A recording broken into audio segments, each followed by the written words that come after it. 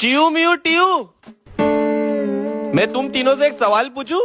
हाँ पूछो ना पापा। अगर चियू तेरी शादी हो गई और तू मुझे छोड़कर चली गई तो तुझे मेरी याद आएगी कि नहीं आएगी? मुझे तो बहुत याद आएगी पापा, और अगर मुझे वो जरा सा भी परेशान करेगा ना तो मैं वापस भाग कर तुम्हारे पास ही आ जाऊंगी। अरे मेरा बच्चा। कम झूठ बोल चियू, ऊपर वाले को क्या मुंह दिखाएगी? मियू अब तू बता, शादी के बाद तेरे को मेरी याद आएगी कि नहीं आएगी? मुझे भी बहुत याद आएगी, आपके बिना नहीं रह सकती। ओहो, ऐसी बेटी अल्लाह सबको दे।